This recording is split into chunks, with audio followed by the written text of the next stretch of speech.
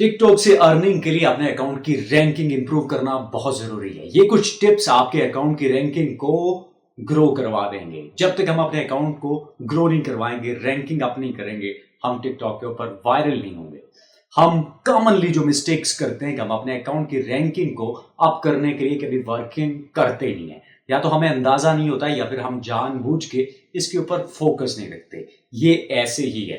अगर किसी ऑर्गेनाइजेशन में आप काम करते हैं और आपका रैंक छोटा है, तो आप जितनी मर्जी एफर्ट्स कर लें, आपकी एफर्ट्स विजिबल नहीं होंगी। यानी कि आपको कोई देखेगा नहीं, आपको कोई जानेगा नहीं, आपको कोई एक्नॉलेज नहीं कर रहा होगा।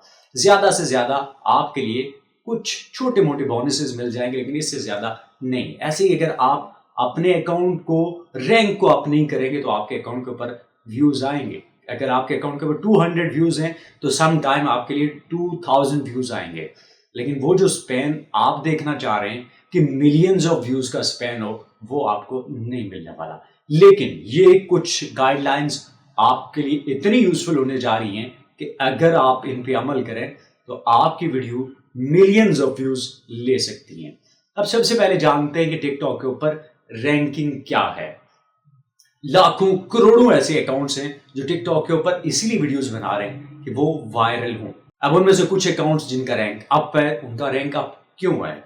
क्योंकि दूसरे प्लेटफॉर्म्स जैसे कि फेसबुक, जैसे कि ट्विटर, जैसे कि दूसरी सोशल मीडिया वेबसाइट्स और लोगों की कस्टमाइज वेबसाइट्स उनकी वीडियोस को वहां पे प्रेजेंट कर रही होती हैं।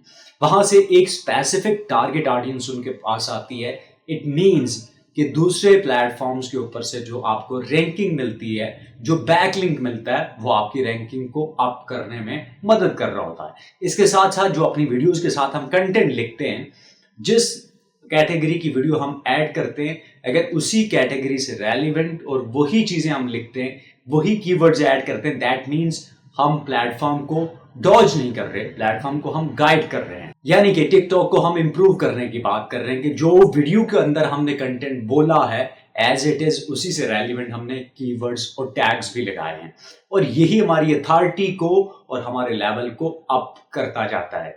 अगर हम ये सारी चीजें मेंटेन कर रहे हैं, अपनी वीडियोस अच्छी क्वालिटी की बना रहे हैं, वॉइस ओवर अच्छी कर रहे हैं, प्रेजेंटेशन अच्छी दे रहे हैं, इफेक्ट्स अच्छे ऐड कर रहे हैं, कंटेंट सेम लिख रहे हैं, बैक लिंक्स जनरेट कर रहे हैं, बैक लिंक्स ले रहे हैं जो पॉजिटिव है, ट्रैफिक वहां से आ रही है और ट्रैफिक आके स्टे करती है, तो दैट मीन्स हम हाई अथॉरिटी हैं और हमारी जो भी वीडियो डलेगी उसके ऊपर ज्यादा से ज्यादा व्यूज आएंगे। अब ये सारी चीजें मैनेज की जा सकती हैं।